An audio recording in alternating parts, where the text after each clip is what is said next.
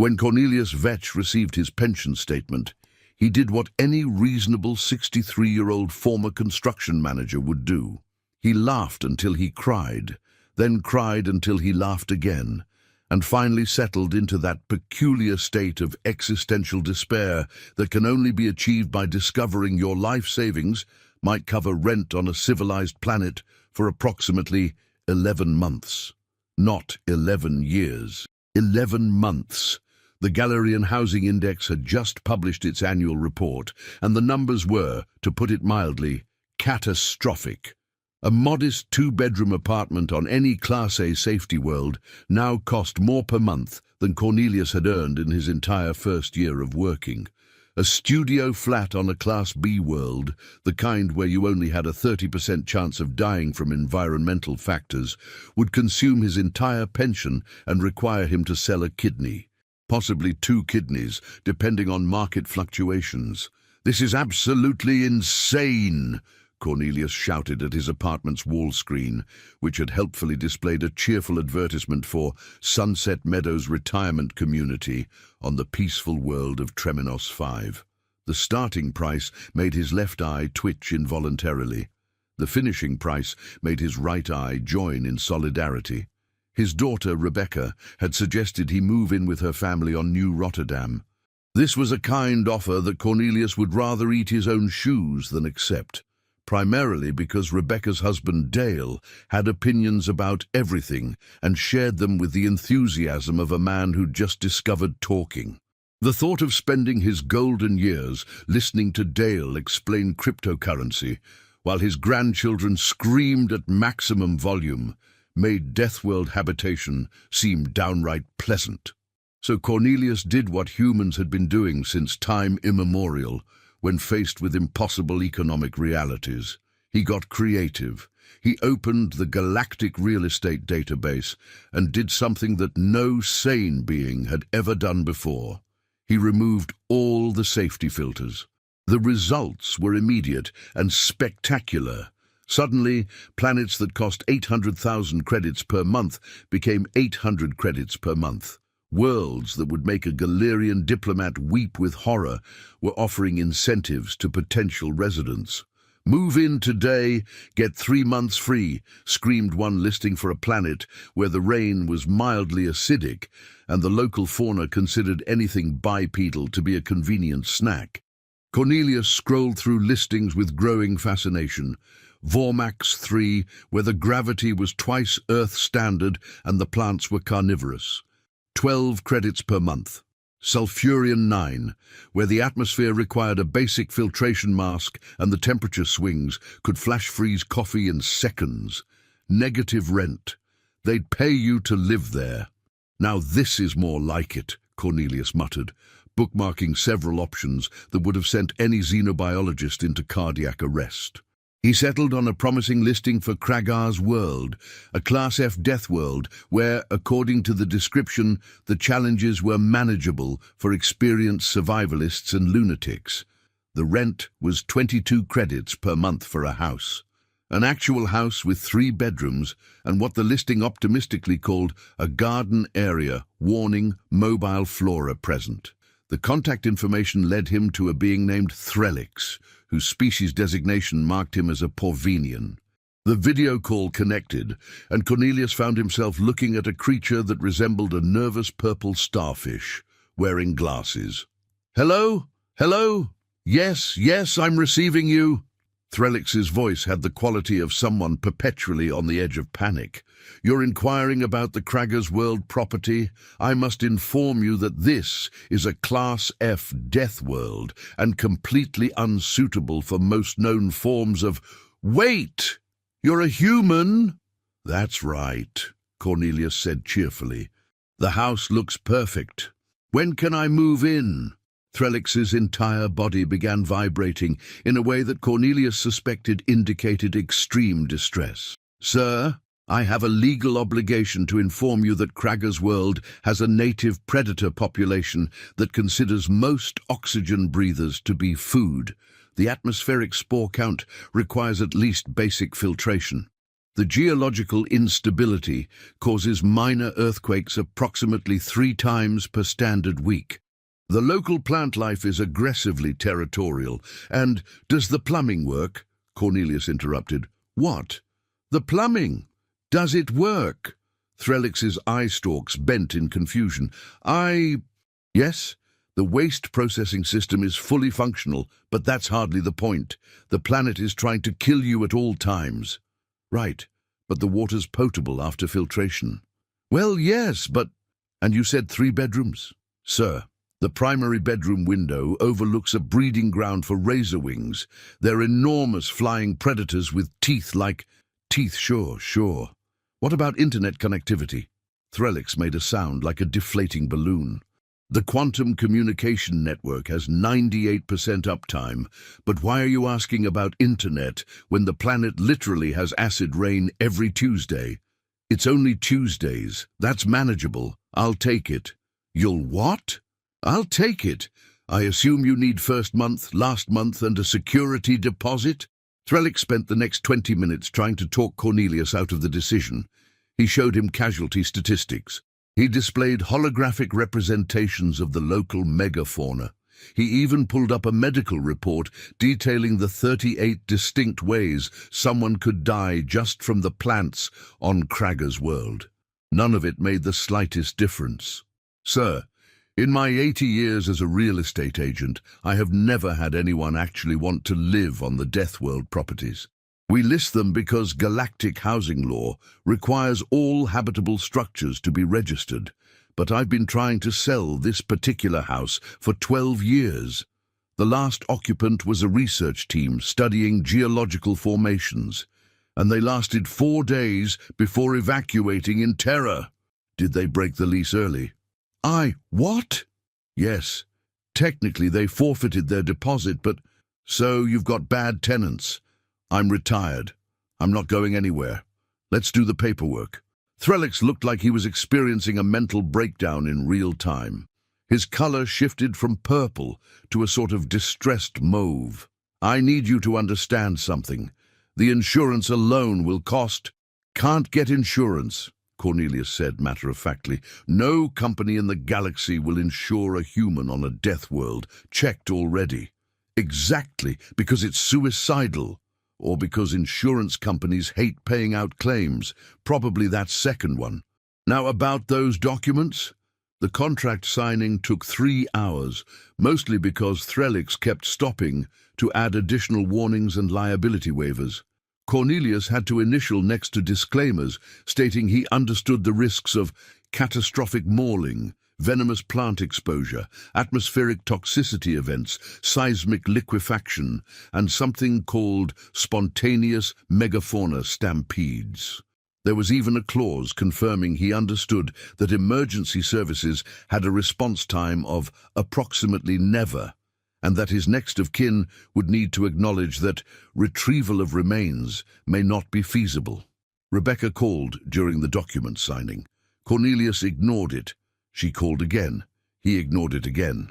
She called 16 more times until he finally answered. Dad, I've been trying to reach you for hours. What's going on? Just signing some paperwork, sweetie. Paperwork for what? New house. New Dad, you can't afford a house on a decent world. Where is this place? It's called Kragger's World. Beautiful property, 3 bedrooms, very affordable. Kragger's World. Dad, that's a death world. It's literally classified as unsuitable for long-term habitation. Unsuitable for most species, yes. Perfectly fine for humans, apparently. Dad, no. Already signed the lease, sweetie. Move-in day is next Tuesday.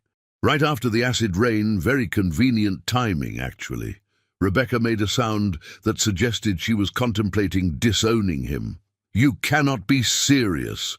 What are you going to do when something tries to eat you? Probably use that old baseball bat from your Little League days. Still got it somewhere in storage. A baseball bat. Aluminum. Good for 30,000 swings before structural failure, says so right on the barrel.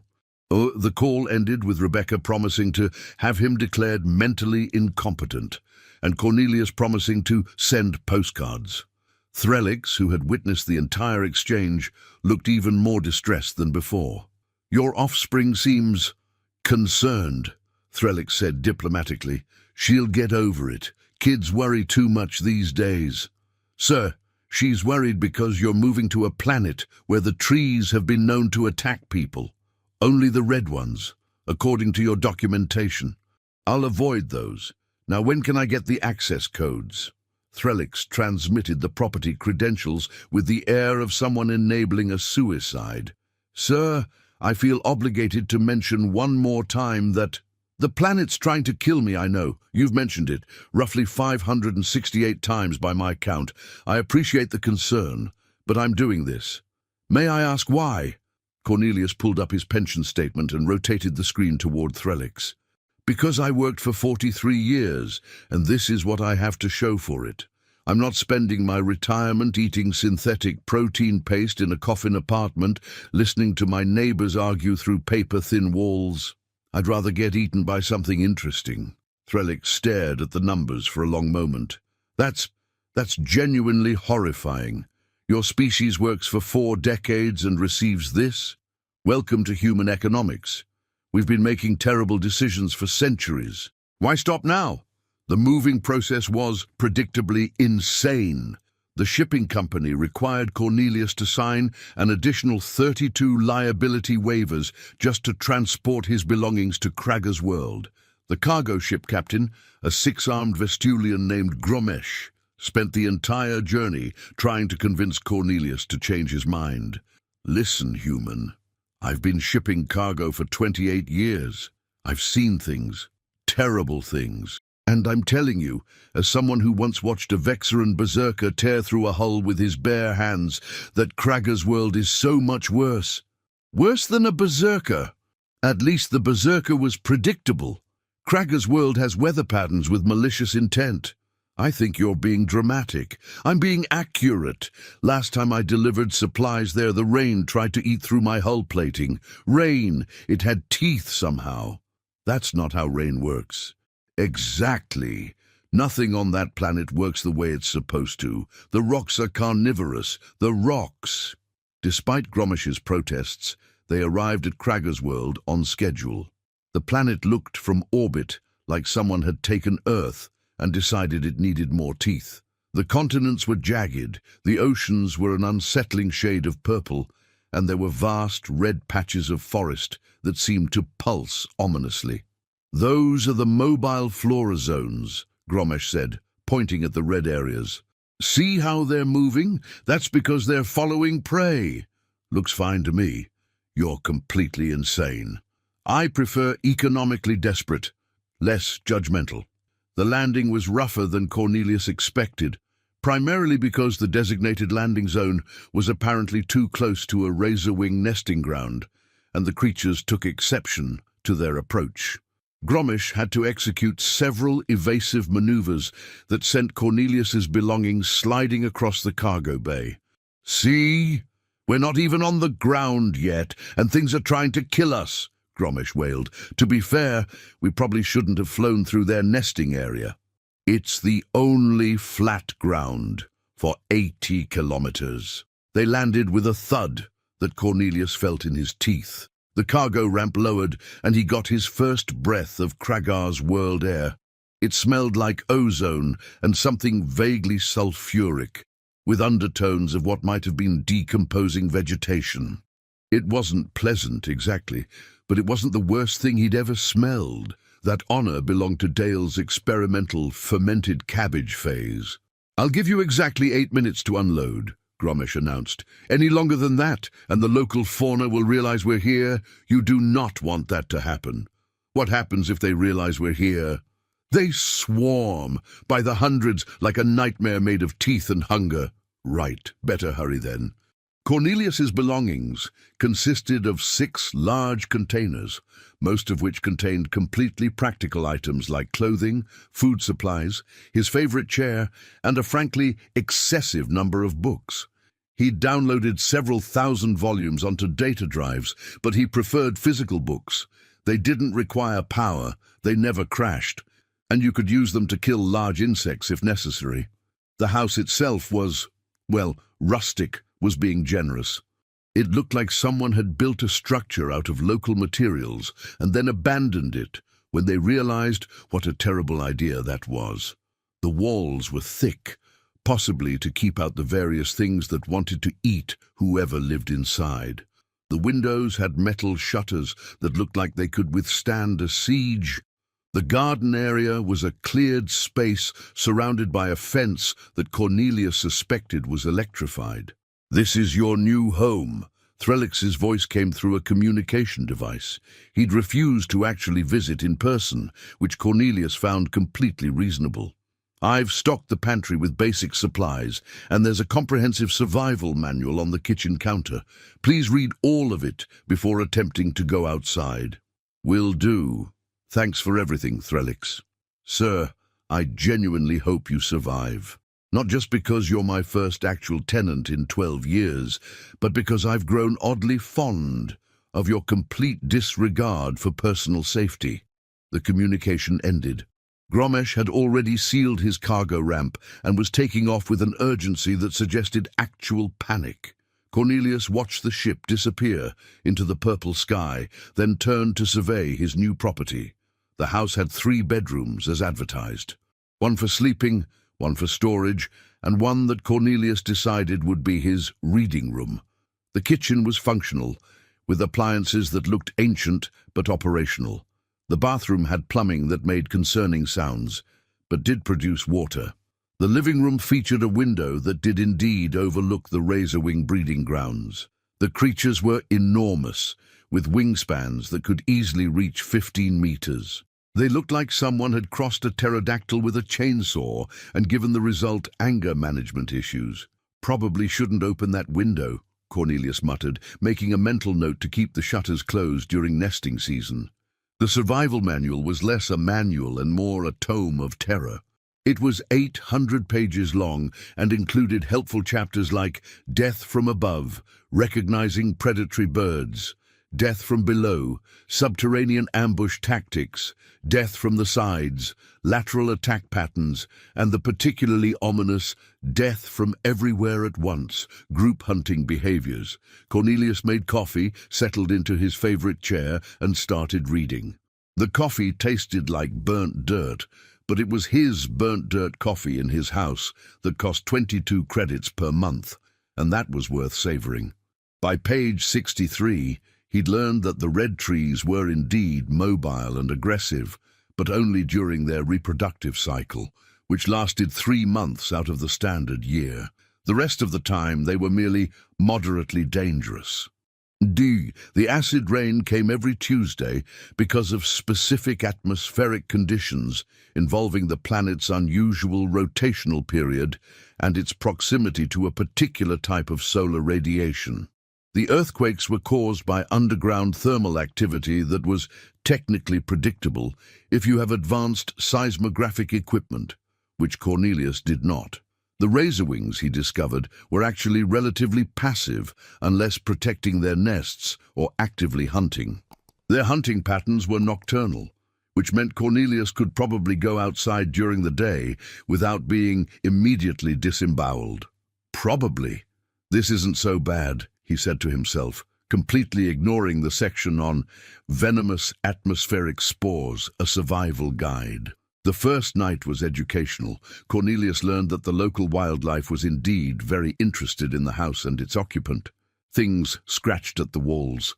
Other things howled in the distance. Something that sounded disturbingly large walked past the house around midnight, its footsteps shaking the foundation. Cornelius slept through all of it. After 43 years of sleeping in apartments with thin walls next to neighbors who enjoyed late-night arguments, screaming babies, and that one guy who apparently practiced the tuba at 3 in the morning, a little existential dread from local megafauna, was nothing. Morning arrived with a sunrise that was genuinely beautiful. Gregor's world might be trying to kill everything on it, but it had spectacular views. The sky went through shades of orange and purple that no Earth sunrise could match. The razorwing breeding grounds caught the light in ways that were almost peaceful if you ignored the sounds of creatures tearing into their breakfast. Cornelius made more terrible coffee and discovered that his quantum communication array had several dozen messages. Rebecca had sent 28 increasingly frantic voicemails. Dale had sent an unsolicited video essay about making smart financial choices, which Cornelius deleted without watching. His former co-workers had sent a group message asking if he'd finally lost it completely. Only one message interested him. It was from someone named Hildegard Finch, and the subject line read, "Welcome to the neighborhood, you magnificent lunatic." Cornelius opened it. "Dear new neighbor," the message began. "If you're reading this, it means you've successfully survived your first night on Kragar's world, which puts you ahead of 73% of new arrivals. Congratulations. My name is Hildegard Finch. I live approximately 38 kilometers to your northwest, and I've been residing on this delightful death trap for the past 5 years. Would you like to come over for tea this Saturday?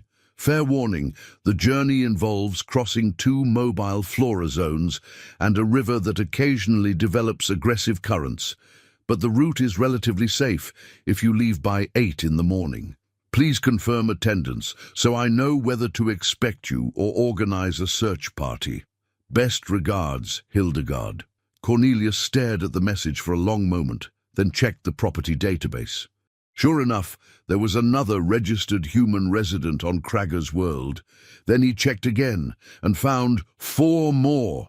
There were 6 humans living on this nightmare planet, all of them retirees, all of them paying absurdly low rent. "Well," Cornelius said to his empty kitchen, "this just got interesting." He sent a reply to Hildegard confirming his attendance, then spent the rest of the morning unpacking and reading more of the survival manual. Chapter 15 covered appropriate responses to megafauna encounters, which boiled down to run away very fast or accept your fate. Neither option seemed particularly useful, so Cornelius decided to improvise if the situation arose. Saturday arrived with beautiful weather, if you ignored the fact that beautiful weather on Kragar's world meant only a 40% chance of something trying to kill you. Cornelius packed a backpack with water, snacks, his old baseball bat, and a portable quantum beacon in case he needed to call for help. Then he set out northwest, following the route markers Hildegard had sent. The mobile flora zones were exactly as advertised. The red trees moved with slow, deliberate menace, their branches reaching out toward anything that generated heat. Cornelius walked quickly through these areas, batting away branches with the aluminum bat when necessary. The trees made sounds that suggested they were personally offended by his resistance. "Sorry, but I'm not tree food today," he shouted at one particularly aggressive specimen. The tree responded by dropping seed pods that exploded on impact, releasing clouds of spores. Cornelius's basic filtration mask handled it, but he made a mental note to avoid that tree in the future.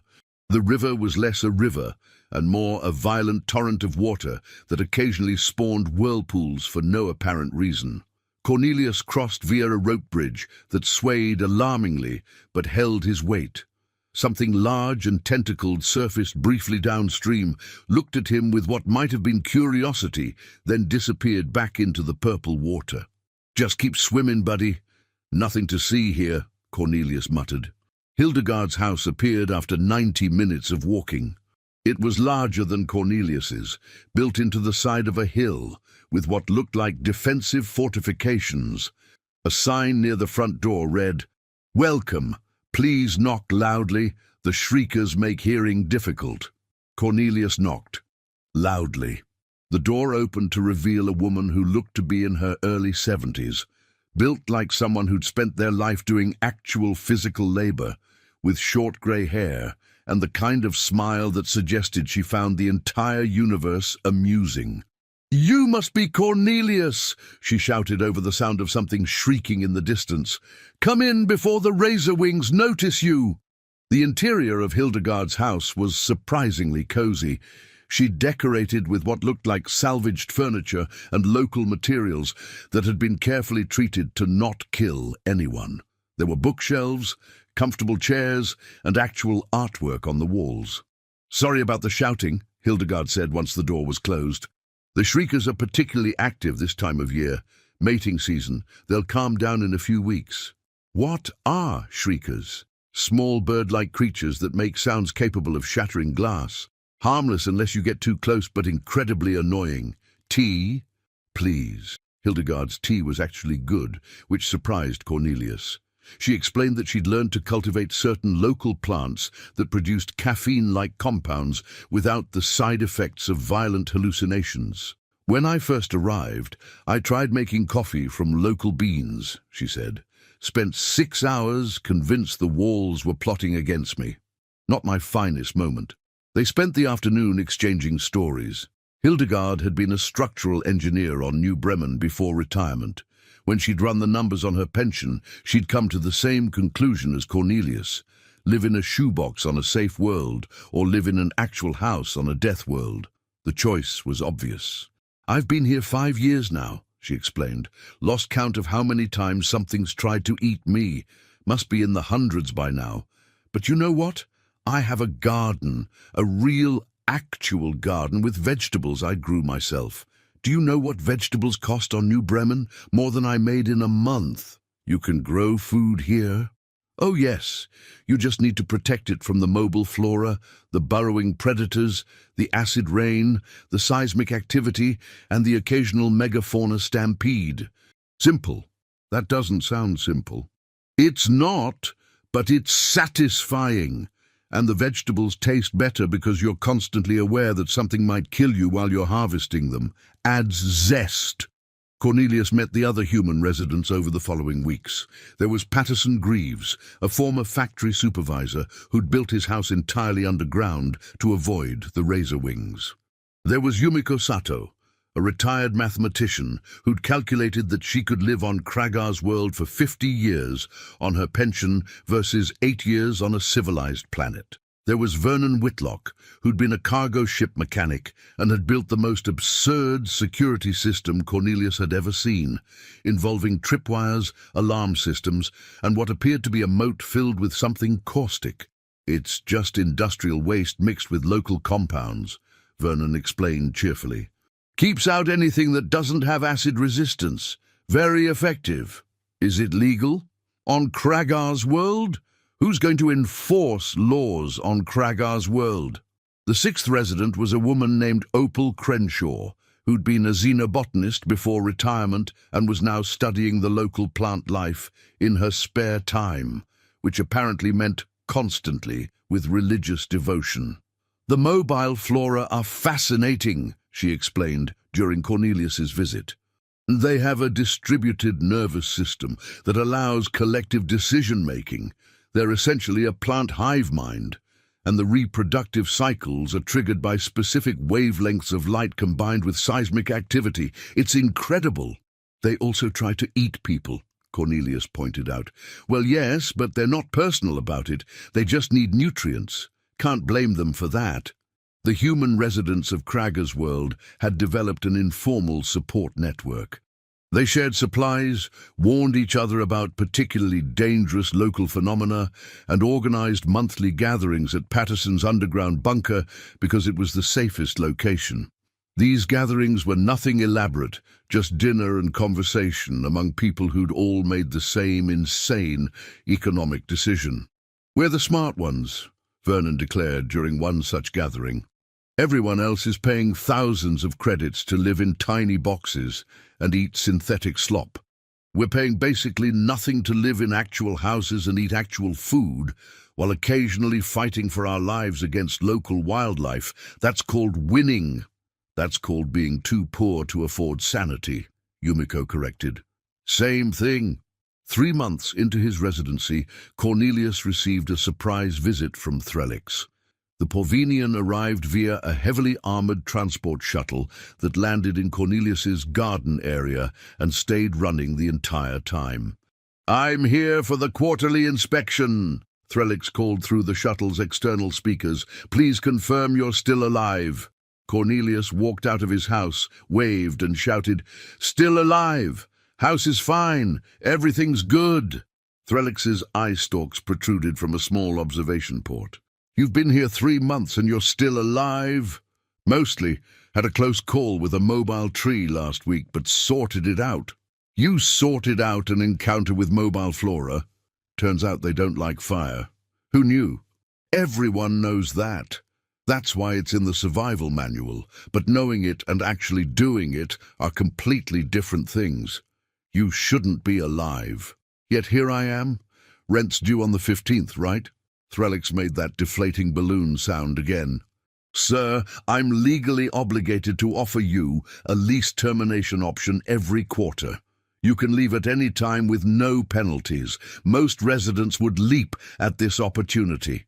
Most residents aren't paying 22 credits per month for a 3-bedroom house. Most residents value continuing to exist. I'm existing just fine, thanks. The inspection took 20 minutes, mostly because Threlix refused to leave his shuttle. He used a remote drone to examine the property's exterior, confirmed that the structure was still intact, and transmitted the updated lease agreement from inside his armored transport. "You're completely mad," Threlix said before departing. "But I respect it, sort of, in a horrified, can't-look-away kind of fashion." Word spread. That was inevitable. When 6 humans successfully survived on a Class F death world for months without dying, the galactic community took notice. The initial reaction was disbelief. Then came the investigation teams. The first investigation team arrived on a Tuesday, coincidentally during acid rain, which set the tone for the entire visit. They were from the Galactic Safety Commission, led by a Vexoran named Brimlek, who took one look at the planet's surface and declared the entire human population to be suffering from collective mental impairment. "This is a Class F death world," Brimlek announced to the assembled humans, who'd gathered at Patterson's underground bunker for the meeting. "Survival rate for extended habitation is projected at 0.3%. You've been here for months. This is statistically impossible." "Yet here we are," Patterson said, offering Brimlek tea. "I don't understand. The atmospheric composition alone should be causing respiratory damage. The seismic activity should have destroyed your structures. The megafauna should have eaten you." "The megafauna tried," Vernon said. "We discouraged them." "You discourage them. These are apex predators. You can't just discourage an apex predator." "Sure you can. They're big, but they're not smart. Loud noises, bright lights, general unpleasantness. They learn to avoid you eventually." Brimlek spent 3 days on Kraga's world, documenting everything. He measured atmospheric composition, recorded seismic activity, catalogued the local predator population, and interviewed each human resident extensively. His final report was 83 pages long and concluded with a single statement: "I have no explanation for this." The second investigation team was from the Galactic Health Organization. They were convinced the humans must be suffering from some kind of disease or parasite that was altering their risk assessment capabilities. They took blood samples, ran cognitive tests, and performed brain scans looking for abnormalities. "Your results are normal," the team leader, a Treminian named Veshil, announced with obvious frustration. "There's nothing wrong with you. You're just choosing to live here." "That's right," Hildegard confirmed. "But why?" "Because rent on a safe world costs more than our pensions." "Then get jobs. We're retired. That's the whole point of retirement, not working." Veshil looked like she was experiencing a mental breakdown. "But you're working harder here. You have to defend yourselves against constant threats. You have to maintain structures in hostile conditions. You have to process your own water. This is more work than a normal job." "Yes, but we're doing it in our own houses that we can actually afford," Yumiko explained patiently. "That makes it better work." The investigation teams came and went. None of them could understand it. The humans were healthy, mentally sound, and completely unrepentant about their living situation. The reports piled up, each one more baffled than the last. Then the real problems started. A Pavinian entrepreneur named Gellish read the reports and had what he thought was a brilliant idea. If humans could survive on death worlds, maybe other species could too. Think of the profits, cheap real estate, minimal overhead, massive margins. Gellish began advertising affordable death-world living to other species. He set up tours, offered promotional rates, and promised that, with minimal preparation, any species can thrive in low-cost, hostile environments. The first group of Porvenian colonists arrived on Kraga's world 3 weeks later. There were 32 of them, all retirees, all excited about the prospect of affordable housing. Threlix contacted the human residents immediately. "There are Porvenians moving here," he said, his voice carrying notes of barely controlled hysteria. 32 of them. They think they can do what you're doing. You need to warn them." The humans gathered at Patterson's bunker to discuss the situation. "Should we try to stop them?" Cornelius asked. "Can't stop people from making their own choices," Hildegard said. "We certainly didn't listen when people tried to stop us." "But they're going to die," Opal protested. "Porvenians have totally different physiology. They can't handle the atmospheric conditions. The temperature swings alone will kill them." "Maybe we should offer them advice," Yumiko suggested. "Share what we've learned?" Vernon shook his head. "They won't listen. People never do. They'll have to learn the hard way." The Porvenian colony lasted 4 days. It started badly and got worse. The Porvenians had built their structures using prefabricated materials that weren't rated for Kraga's world's seismic activity. The first earthquake collapsed half the buildings. The survivors tried to rebuild, but the mobile flora attacked during construction. Then came Tuesday, and the acid rain dissolved their inadequate filtration systems. By day 4, the entire colony was evacuating in panic. Gellish's company collapsed immediately. The survivors sued for damages. Galactic news networks covered the disaster extensively, using phrases like catastrophic failure and predictable tragedy. The Porvenians gave interviews describing the horror of living somewhere that was actively hostile to life itself. "The humans lied to us," one survivor claimed. "They said it was manageable. We didn't say anything," Cornelius pointed out when reporters contacted him.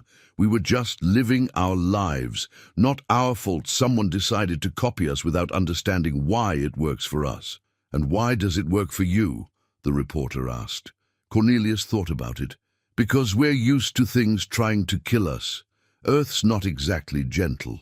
We've got hurricanes, earthquakes, volcanoes, floods, droughts, blizzards, and that's just the weather. We've been dealing with hostile environments for our entire evolutionary history. This is just more of the same, with different specifics." "So you're saying humans are uniquely adapted for Deathworld habitation?" "I'm saying we're too stubborn to let a little thing like constant mortal peril get in the way of affordable housing." The interview went viral. Within a week, every major news network in the galaxy had picked up the story. The humans of Kraga's world became celebrities through absolutely no desire of their own. They were featured in documentaries. Xenopsychologists wrote papers about them. A Treminian author wrote a book called The Madness of Economic Desperation, a case study in human survival. More investigation teams arrived. These ones weren't interested in health or safety. They wanted to understand how humans survived in conditions that killed other species. The teams included xenobiologists, evolutionary psychologists, and economists who were fascinated by the cost-benefit analysis of acceptable mortality risk. One researcher, a Vexoran named Themic, spent 6 weeks studying the human residents. She lived in an armored habitat module and observed their daily routines through remote drones. Her conclusions were presented at the Galactic Science Summit and caused significant controversy. "Humans," she declared, "have a fundamentally different relationship with danger than most spacefaring species. Where we see unacceptable risk, they see manageable challenge. Where we see certain death, they see poor odds that can be improved through preparation and stubbornness. They don't ignore danger. They accommodate it. They build their lives around it. They treat existential threats as inconveniences to be worked around rather than absolute barriers to be avoided." "That's insane!" someone in the audience shouted. "Yes," Themic agreed, "but it's also effective. The humans on Kragar's world have created sustainable lives in an environment that our model suggested should kill them within days. They've done this not through superior technology or genetic advantages, but through sheer bloody-minded refusal to accept that their economic circumstances should prevent them from having comfortable retirements. The academic community debated Themic's findings for months. Some agreed. Others insisted the humans must have some hidden advantage. A few suggested the humans were simply lying about the danger levels, though this was quickly disproven by independent environmental assessments. Meanwhile, on Kragar's world, the humans were dealing with an unexpected problem: tourism. Wealthy aliens started visiting the planet to see the mad humans in their natural habitat. They came in armored tour vehicles, took pictures through reinforced windows, and treated the whole thing like a zoo exhibit. It was incredibly annoying. "They're back again," Vernon complained during a gathering. "Third tour group this week. They parked outside my house for 2 hours taking pictures. One of them asked if I could demonstrate my survival skills for the camera." "What did you do?" Cornelius asked. "Stood in my doorway drinking coffee while a mobile tree tried to grab me. They seemed satisfied, left a tip, which was bizarre but appreciated." "We could charge admission," Yumiko suggested. "If they're going to treat us like a tourist attraction, might as well profit from it." "Absolutely not," Hildegard said firmly. "We're not performing seals, we're just people living our lives. They can watch if they want, but we're not changing our routines for their entertainment." The tourism peaked and then gradually declined as the novelty wore off. The humans went back to their quiet lives of defending their homes against hostile wildlife and maintaining structures in impossible conditions. They shared meals, traded supplies, and helped each other with repairs. It was, in its own strange way, a functional community. Then the real estate market reacted. Deathworld property values increased, not dramatically, but enough to notice. Apparently, proven human habitable was now a selling point. Properties on Kragar's world that had been essentially worthless were now going for 200 credits per month. Still cheap by galactic standards, but nearly 10 times what the original human residents were paying. Threlix contacted Cornelius with the news. "I can't believe I'm saying this, but you might want to consider selling your lease. There's a market now. You could make a profit." "Why would I sell? I like it here." "You like it?" "Sure. House is comfortable, neighbors are good, cost of living is low. What's not to like? The constant mortal danger. You get used to it. Honestly, it's less stressful than listening to Dale explain blockchain." More humans started arriving. Word had spread through human communities that Deathworlds were viable retirement options if you could handle the risks. Some came to Kragar's world. Others explored different Deathworlds entirely. Within 6 months, there were human retirees scattered across 23 different Class F worlds. The Galactic Housing Index had to create a new category, human-compatible Deathworlds. These properties were designated as suitable for human habitation, unsuitable for all other known species, unless accompanied by extensive life support infrastructure. The economic implications were staggering. An entire market segment that had been essentially worthless was now generating revenue. Planet owners who'd been stuck with uninhabitable real estate were suddenly advertising human-suitable properties. Some even started making improvements specifically targeted at human residents, like earthquake-resistant foundations and acid rain deflection systems. "This is the most absurd market correction I've ever witnessed," one economic analyst declared on a news program. "An entire species has looked at our definition of uninhabitable and said no, just cheaper. But they've turned a liability into an asset through sheer refusal to acknowledge appropriate danger responses." The human residents of Kragar's world watched all of this with detached amusement. They'd never intended to start a trend. They just wanted affordable housing. The fact that their personal choices had accidentally disrupted galactic real estate markets was hilarious, but ultimately irrelevant to their daily lives. Year 2 on Kragger's World brought new challenges. A particularly aggressive megafauna species migrated through the area, forcing the humans to shelter in place for 3 weeks. The acid rain intensified due to atmospheric changes, requiring upgrades to all the filtration systems. A seismic event, stronger than usual, cracked Patterson's bunker ceiling, requiring extensive repairs. They handled it all with the same pragmatic stubbornness that had brought them to Kragger's World in the first place. Repairs were made, defenses were strengthened, and life continued. The monthly gatherings became weekly because everyone agreed it was nice to see other humans regularly, even if it meant risking mobile flora attacks during travel. Cornelius celebrated his 65th birthday during a particularly violent thunderstorm. The power went out, something large and angry circled his house, making threatening sounds, and the rain hammered against his shutters with enough force to dent the metal. He sat in his reading room with a flashlight, working through a mystery novel he'd been saving for a special occasion, drinking terrible coffee and feeling more content than he had in years. Rebecca called the next morning. "Dad, I saw the weather reports for Kragger's World. Are you okay?" "Fine, sweetie. Just a storm. Just a storm." The report said the wind speeds were catastrophic. Buildings were damaged. Some of the newer construction, yes. My house is fine. Built tough. I worry about you. I know, but I'm happy here, genuinely happy. Got good neighbors, got a house I can afford, got enough excitement to keep things interesting.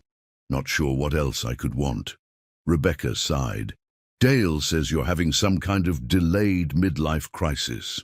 Dale can take his opinions and file them alphabetically by irrelevance. I'm not having a crisis, I'm having a retirement. There's a difference. Ma, promise me you'll be careful. I promise to be as careful as circumstances allow. That's the best I can offer. More investigation teams came and went. Each one left with more questions than answers. The humans remained a paradox. Rational people making apparently irrational choices that somehow worked out. Every attempt to explain it fell short. The economic factors were clear enough, the survival capabilities were documented. But the willingness, the casual acceptance of constant danger that remained inexplicable to most other species. They're not thrill seekers, one researcher concluded. They're not suicidal. They're not ignorant of the dangers. They're just practical. They've run the numbers and decided that danger is an acceptable trade-off for financial security and quality of life. I don't understand it, but I can't argue with the results. The Galactic Council convened a special session to discuss the human Deathworld phenomenon. Representatives from 87 species gathered to debate whether the trend represented a public health crisis or an acceptable lifestyle choice. The humans weren't invited to the session, which Cornelius found completely predictable and utterly typical. The Council's conclusion was bureaucratically magnificent. While the Galactic Council acknowledges concerns about human safety in Deathworld environments, we recognize that individual choice in residential selection is a fundamental right. We recommend increased warning labels and mandatory safety briefings, but cannot and will not prevent humans from exercising their right to live in locations they deem acceptable, regardless of objective danger assessment. In other words, it's weird and we don't like it, but we can't stop them. New humans continued arriving on Kragger's World. By year 3, there were 22 human residents scattered across different regions of the planet. They formed a loose network, helping new arrivals get established, sharing resources, and organizing social events that were increasingly elaborate. Vernon built a community center in a geologically stable zone.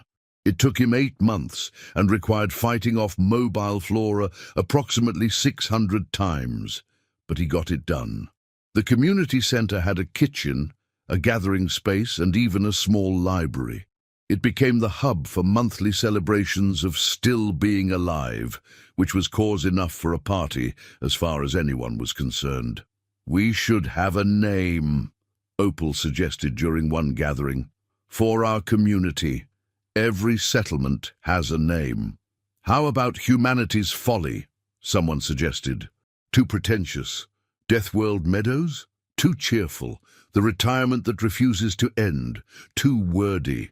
They eventually settled on Stubborn Pines, after a grove of local trees that refused to die no matter how many times the mobile flora attacked them. It was appropriately symbolic. The Stubborn Pines community developed traditions. Every Tuesday during acid rain, they had a potluck dinner where everyone brought food they'd grown or prepared. Every month, they organized a survival swap meet, where people traded equipment, shared tips about dealing with local hazards, and exchanged stories about near-death experiences. Every quarter, when Threlix arrived for inspections, they threw him a thank you for not evicting us party, which he attended via remote drone while his shuttle stayed in orbit. Other Deathworlds started developing similar human communities. Each one had its own character, shaped by the specific hazards of their environment. The humans on Vormax 3 dealt with crushing gravity and developed incredibly strong leg muscles. The humans on Sulfurion 9 adapted to temperature extremes and became experts in thermal regulation. The humans on Kragger's world specialized in mobile flora management and predator deterrence. These communities shared information through quantum communication networks. Deathworld Living Tips became a thriving online forum where humans traded advice, warned each other about seasonal hazards, and posted pictures of their near-death experiences of the week. It was morbid, but practical. By year 5, the galactic community had largely accepted the situation. Humans lived on Deathworlds now. That was just how things were. Some species still found it baffling. Others had started to see the logic, even if they'd never personally make that choice. A few species even began exploring whether they might have similar options, though none had yet found environments that matched the particular balance of deadly but manageable that humans seemed to thrive in. The economic impact stabilized. Deathworld real estate had found its market level, expensive by historical Deathworld standards, but still dramatically cheaper than civilized worlds. More importantly, planets that had been complete economic losses were now generating at least some revenue, which made planet owners happy even if they didn't understand their tenants. Cornelius's 5th anniversary on Kragger's world passed quietly. He spent it sitting on his porch, watching the razorwings hunt in the distance, drinking terrible coffee that he'd learned to enjoy through sheer repetition. His pension had been enough for exactly what it needed to be, a comfortable retirement in a house he could afford, surrounded by people who'd made the same choice for the same reasons. Rebecca visited for the anniversary. It required extensive preparation, including a hermetically sealed environment suit, professional security escorts, and insurance policies that cost more than Cornelius's annual rent. She stayed for exactly 6 hours before the stress of being on Kragger's world became too much. "I still don't understand how you live here," she said, staring out at the mobile flora with obvious horror. "You get used to it." No, you don't get used to trees that want to eat you." "Sure you do, same way you get used to traffic or annoying neighbors or Dale's unsolicited financial advice. It's just background unpleasantness after a while." "This is not the same as traffic." "You're right. Traffic is worse. At least the trees are honest about wanting to kill me." Rebecca left, promising to never visit again, which Cornelius accepted with good humor. Some people weren't built for Deathworld living. That was fine. The galaxy was big enough for everyone to find their own place. The monthly gathering that week was particularly well attended. All 22 human residents of Kragger's world made the journey to Stubborn Pines Community Center. Vernon had built an addition that included an actual bar, which seemed excessive until you remembered that sometimes you needed a drink after fighting off predators all day. 5 years, Hildegard said, raising her glass. 5 years of living somewhere that was supposed to kill us in days. 5 years of proving that humans are either incredibly adaptable or incredibly stupid. "Why not both?" Yumiko suggested. "Both. Definitely both. They drank to that. The toast was interrupted by an earthquake that rattled the building and knocked several glasses off tables. Everyone waited patiently for it to end, cleaned up the spill, and resumed drinking. It was that kind of place. Vernon stood up with the careful deliberation of someone who'd had several drinks. You know what the best part is? We didn't mean to do any of this. We just wanted cheap rent. We didn't set out to disrupt galactic real estate markets or prove anything about human capabilities. We just wanted to retire in peace without eating synthetic garbage in coffin apartments. Hear, hear, someone shouted, and somehow, our complete inability to afford normal housing has turned into this whole thing where the galaxy is studying us and writing papers about us and treating us like we're some kind of scientific anomaly. We're not anomalies. We're just poor, economically disadvantaged. Opal corrected. Same thing. And you know what? I don't care what they think or write or study, because I've got a house. A real house with 3 bedrooms and a workshop and a yard where I can sit outside and watch things try to eat me. And it costs less per month than a sandwich on New Bremen. That's winning. The gathering devolved into increasingly philosophical discussions about the nature of acceptable risk, the tyranny of safe world housing costs, and whether the mobile flora could be reasoned with if you tried hard enough. The consensus was no, but Opal planned to try anyway for science. Cornelius walked home that night under Cragger's world's strange stars, following a path he'd walked hundreds of times before. The mobile flora had learned to avoid this route, mostly because the humans used it regularly and had proven to be more trouble than they were worth. A razor wing circled overhead but didn't attack. They'd learned too. His house looked exactly how he wanted a house to look. Solid. Permanent. His. The cost represented approximately 1% of what equivalent housing would cost on a civilized world. The danger represented what he'd come to think of as the price of entry for affordable retirement. Was it rational?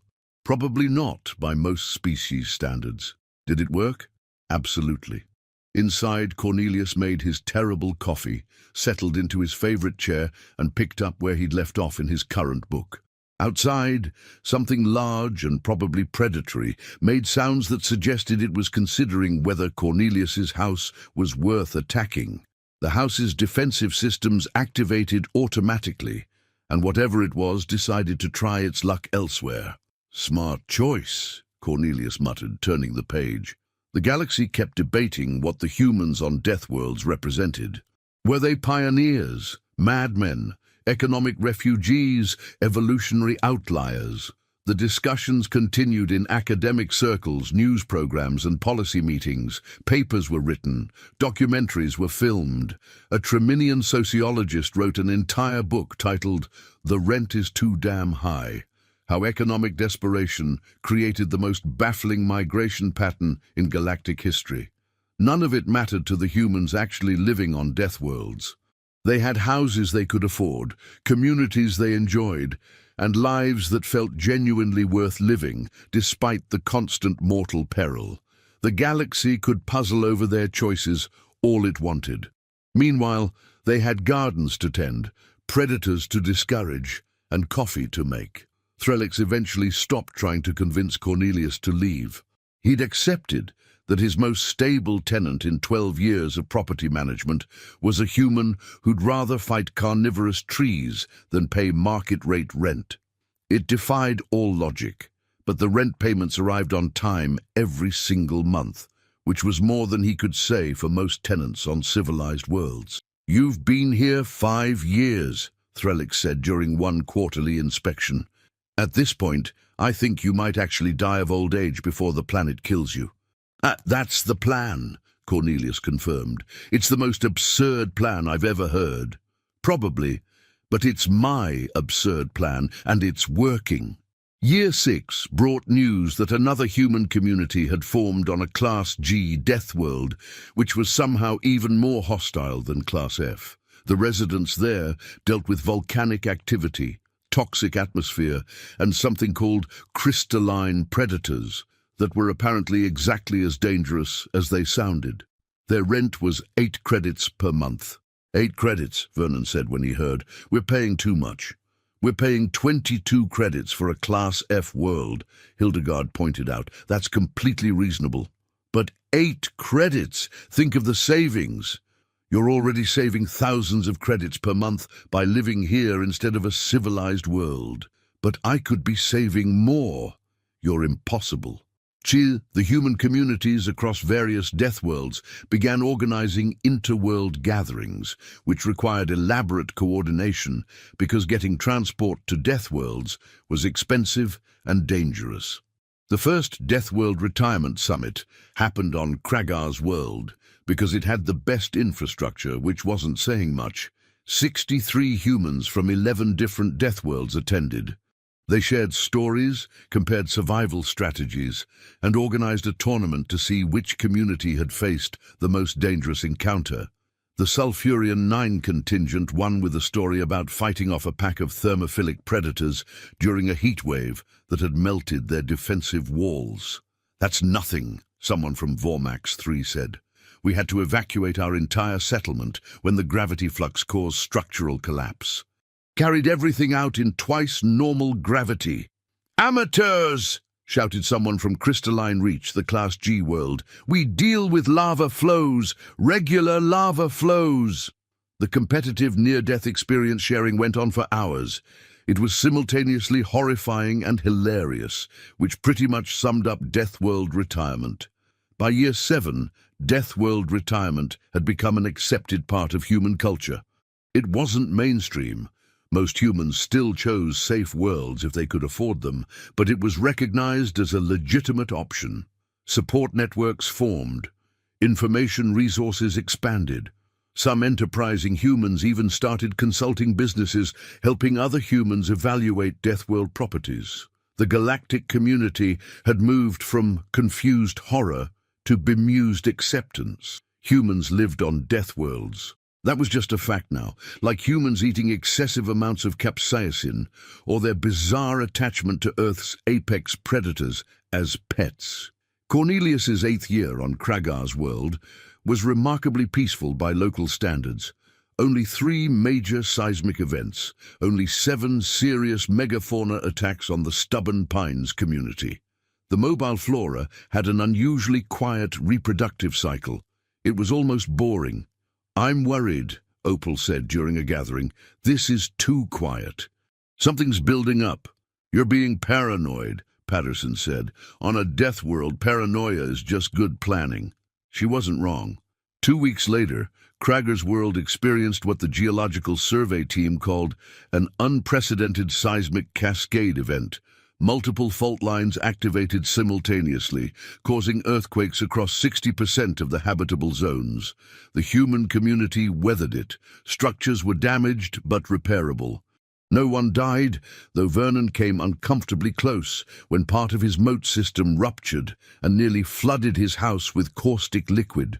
The humans helped each other repair damage, shared supplies, and treated the whole thing as just another Tuesday on a death world. That was a Category 9 seismic event, Threlix shouted through his communication system when he arrived for the next inspection. Category 9. Structures on civilized worlds wouldn't survive that. How are you alive? Good foundations, Cornelius said. And luck, mostly luck. This is insane. Yes, but it's cheap insanity. Year 10 approached. Cornelius was now 73, still living on Kragar's world, still paying 22 credits per month. The original 6 human residents were all still alive, which exceeded every statistical projection by margins that made actuaries cry. The community had grown to 37 residents, all retirees, all content with their choice to prioritize affordable housing over personal safety. The anniversary gathering was massive. Humans from other death worlds arrived to celebrate 10 years of stupid survival. There were speeches. Vernon built a memorial wall listing all the near-death experiences that hadn't killed anyone. Opal presented research on mobile flora behavioral patterns that had been published in actual scientific journals. Yumiko calculated that the collective rent savings for all humans on all Deathworlds over the past decade exceeded 90 million credits. 90 million, she announced. That's how much we collectively didn't spend on overpriced housing. 90 million credits that stayed in our pockets instead of going to landlords on safe worlds. Was it worth the constant danger? I'm still here, so apparently yes. Hildegard gave the final speech of the evening. We didn't set out to prove anything. We weren't trying to make a statement.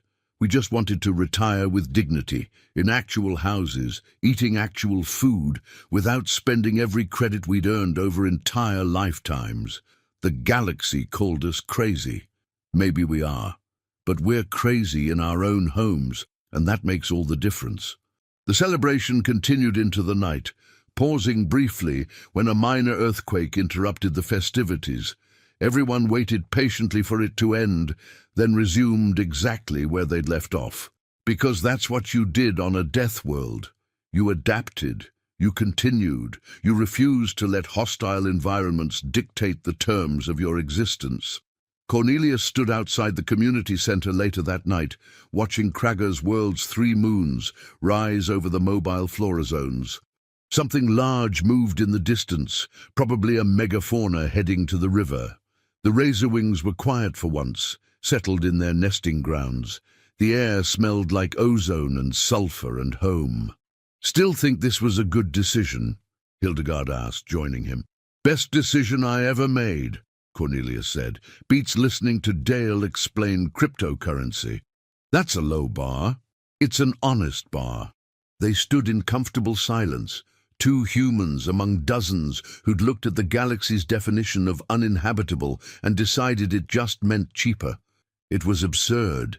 It was dangerous. It was working.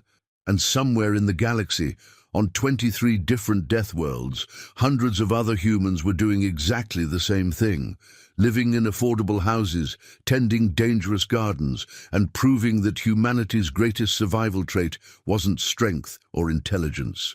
It was stubborn unwillingness to let anything, even constant mortal peril, get in the way of a decent retirement. The galaxy would never truly understand it. How could they? They'd never had to choose between safety and security, between surviving and actually living, between dying on a civilized world or thriving on a dangerous one. Humans made that calculation differently than anyone else. They'd been making it differently since they'd climbed down from trees on Earth and decided to spread across an actively hostile planet. Kragger's world was just Earth with different specifics. The humans living there weren't heroes or madmen or evolutionary anomalies. They were just people who'd run the numbers and decided that affordable housing was worth fighting the occasional carnivorous tree. It was the most human decision imaginable.